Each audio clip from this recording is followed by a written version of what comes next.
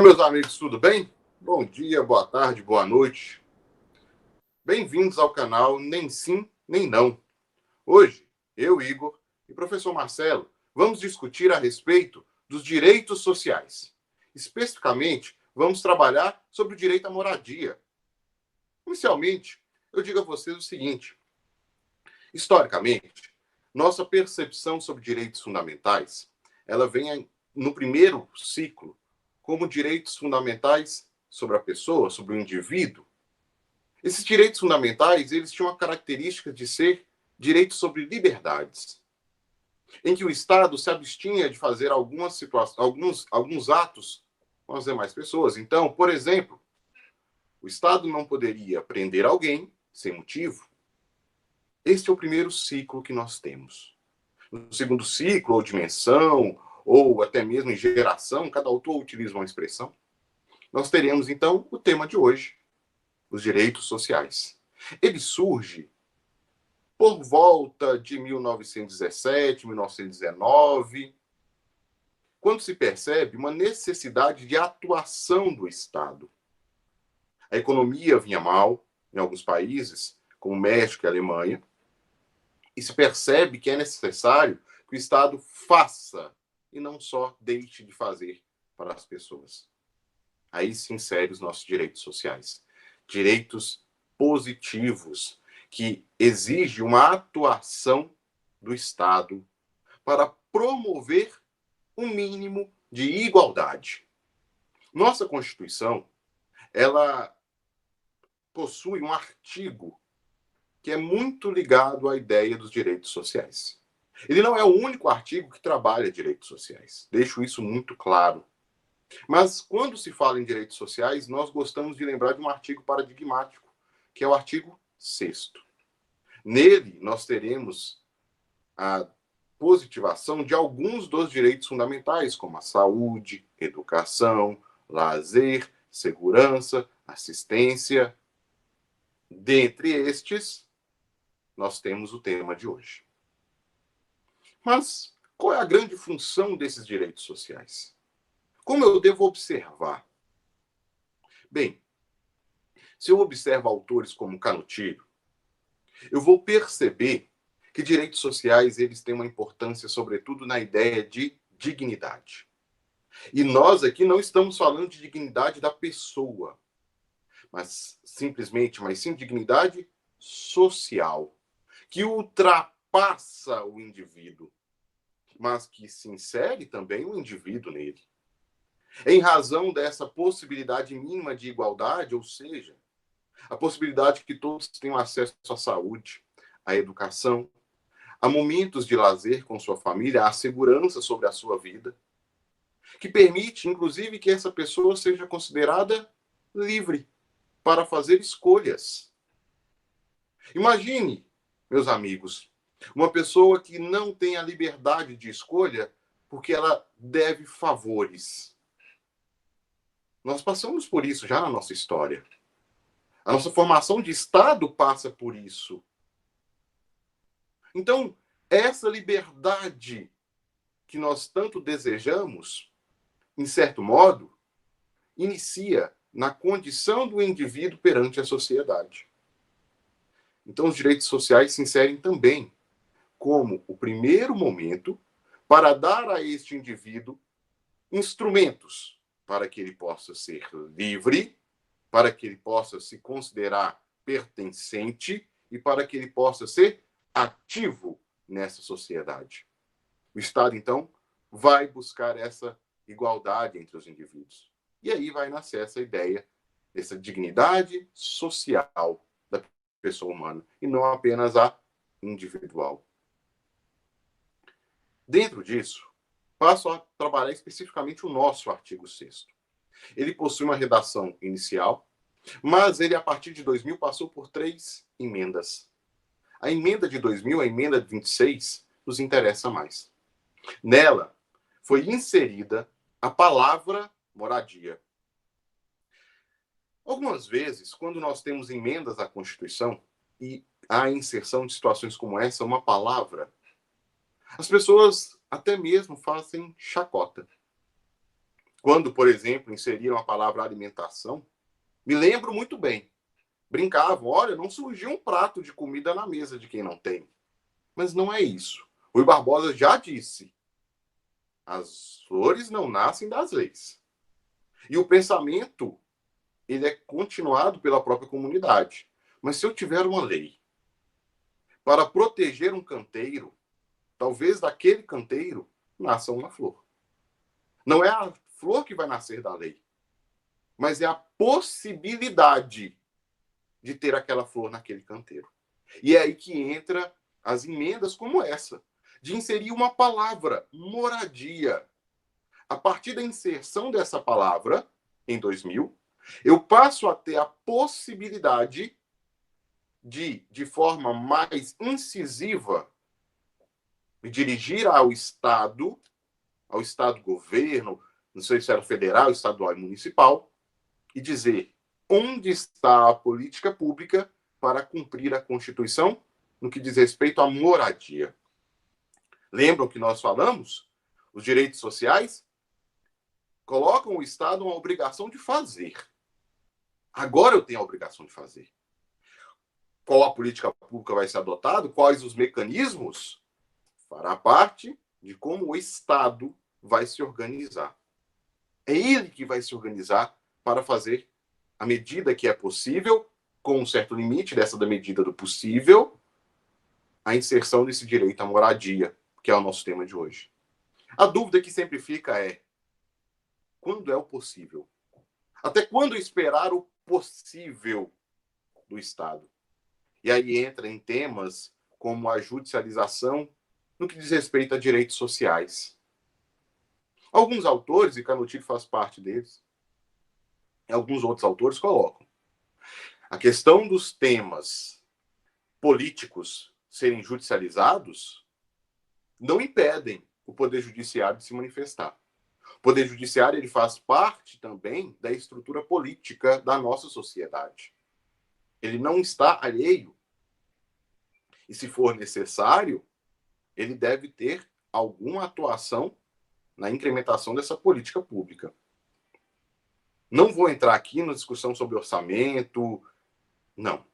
A questão toda é que, uma vez inserida a palavra, essa palavra ganha força própria. Agora ela é uma obrigação para o Estado. Uma vez que o Estado não faz, eu posso começar a cobrar. E a partir disso, eu terei cada vez mais movimentos de pressão, até o ponto que eu possa falar, hoje estamos, na medida do possível real, cumprindo com o que determina a Constituição. Devemos melhorar cada vez mais e jamais regredir. Mas aí é uma discussão que eu não vou fazer hoje, porque já passo a palavra para o professor Marcelo tratar um pouco mais sobre direito à moradia. Olá a todos, primeiro dizer da alegria de estarmos aqui, né, Igor, podendo debater sobre essa temática, estar no canal, trazendo essa discussão, trazendo essas inquietações a respeito do direito à moradia.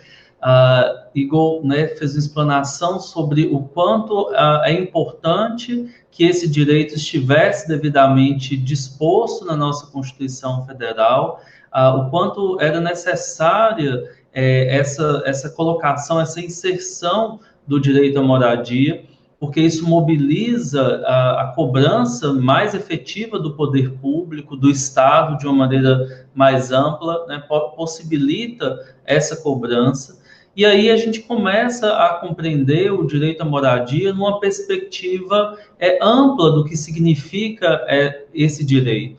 Eu costumo sempre dizer que o direito à moradia é muito mais do que um teto sobre as cabeças, né? É muito mais do que essa concepção de abrigo, de um local de refúgio, engloba também isso, mas vai além, né? Porque esse espaço da moradia é um espaço de integração com a família, é um espaço de integração com a vizinhança, com a cidade, com o próprio país. Então, a gente percebe que existem ali condições concretas, né, dentro desse exercício do direito à moradia para o exercício da cidadania, de liberdades, da dignidade. eu costumo dizer que o direito à moradia, ele é um direito irradiador de vários outros direitos, porque a partir desse direito à moradia, é a partir de onde você, da sua moradia, que você tem acesso, por exemplo, à escola, né, a partir, portanto, o direito à educação, é a partir desse centro irradiador da sua moradia que você tem acesso ao PSF, ao posto de saúde, ao hospital, portanto, o direito à saúde, o direito ao transporte, o direito ao lazer, todos eles partem, né, ou pelo menos eles se complementam a partir do direito à moradia. Então, é muito importante a gente colocar que essa moradia possibilita o indivíduo, o ser humano, a se inserir nesse espaço, né, a se relacionar de uma forma coletiva, de uma forma pública, mas ao mesmo tempo a moradia também permite que essa pessoa se recolha para a intimidade do seu lar, né, para se preservar e se desenvolver. Nós temos um autor, Marcelo Milagres, que ele relaciona muito esse direito à moradia com direitos da personalidade. Então, para além do direito social, né, já efetivado no artigo 6º, nós temos o direito à moradia também como direito da personalidade dentro dessa ideia que nós estamos comentando, né, o direito à moradia associado à identidade, à identificação do indivíduo enquanto pessoa, né, o quanto o direito à moradia ele não está só vinculado a critérios patrimoniais, né? O direito à moradia não se confunde com a propriedade, embora, claro, que a propriedade, a possibilidade do registro, né, no cartório de registro de imóveis, a ideia de propriedade é uma manifestação também desse direito à moradia, mas ele está além, né? Então, Marcelo Milagres afirma como direito de personalidade muito dentro dessa perspectiva do direito à intimidade, do direito à privacidade, de você se identificar enquanto pessoa, enquanto ser humano, a partir desse núcleo da moradia, a partir do exercício desse direito à moradia. E aí é interessante a gente observar como, por exemplo, muitas vezes quando nós vamos preencher um cadastro, né, uma série de momentos em nossa vida nos é perguntado onde você mora, né, qual o seu endereço. Então, essa lógica da moradia, ela tem uma relação quase tão próxima quanto, por exemplo, a identificação do nosso nome, né, na ficha cadastral. Lá você preenche o nome e o endereço. Então, a gente vai percebendo o quanto esse direito ele está imbricado, ele está relacionado com o direito mesmo da personalidade. Aquele local, né, ele é muito mais do que 4 paredes, ele é onde a pessoa consegue desenvolver ali o seu, né, a sua noção de si mesmo, onde a pessoa consegue desenvolver também a dimensão dela, do outro. Então, trata-se de um direito muito importante.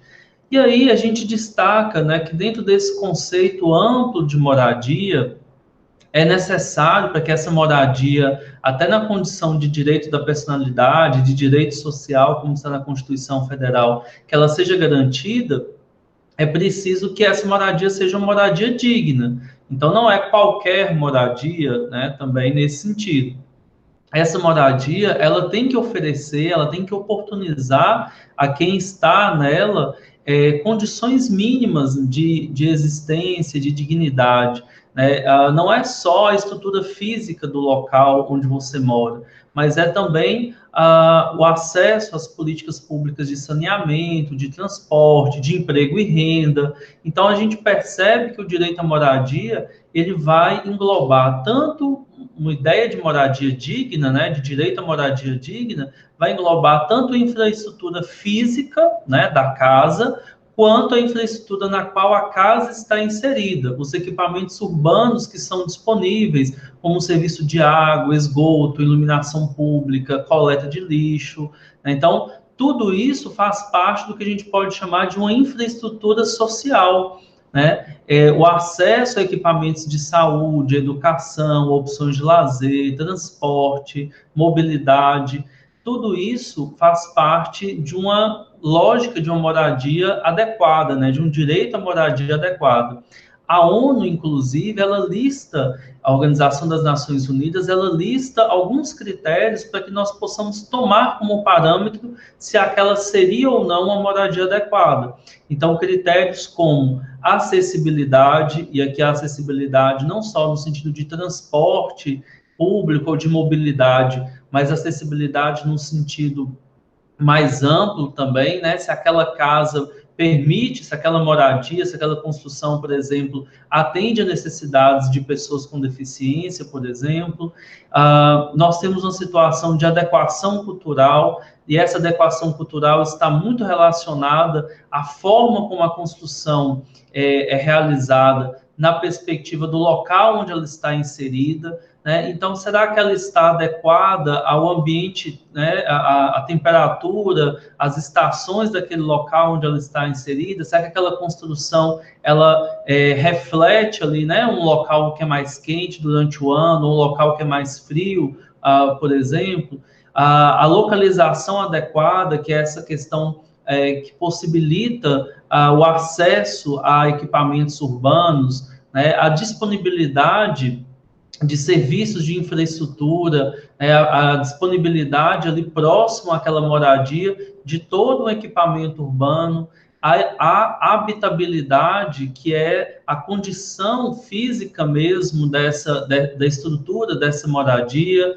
E aí nós temos dois outros pontos que também acrescentam o custo acessível. Então, para ter tudo isso, acesso a esse direito à moradia, o custo, se nós pensarmos a questão do aluguel, por exemplo, é um custo acessível. A pessoa tem condição de arcar com aquelas despesas, seja de financiamento, seja de aluguel, e ainda conseguir exercitar os outros direitos, né, pagar as outras despesas em relação à sua vida, e a segurança da posse, que por mais que muitas vezes não exista ainda a propriedade registrada no cartório de registro de imóveis, mas aquela moradia ela tem que gerar instrumentos de proteção. Né? Aquela moradia tem que ser protegida. A pessoa não pode ser removida ali de uma forma arbitrária. Então, isso também tem a ver com a segurança da posse. Vejam que tudo isso diz respeito a uma ideia de moradia adequada, né? A esse direito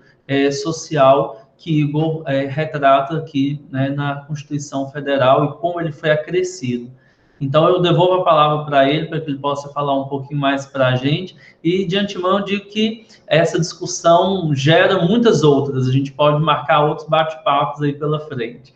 Se você está gostando desse vídeo, não esqueça de se inscrever e deixar o like para a gente depois também. Vai lá, Igor.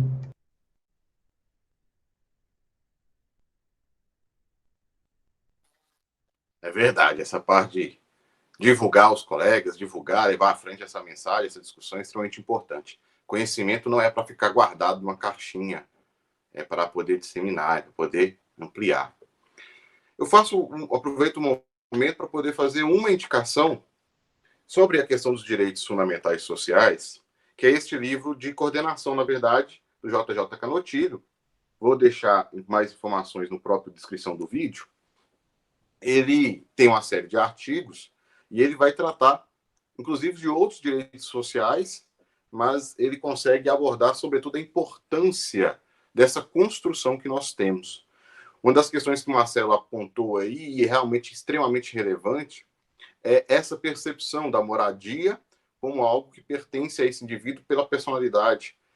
A pessoa que não tem uma moradia formal, ela fica, teoricamente, incapacitada de possuir um emprego formal.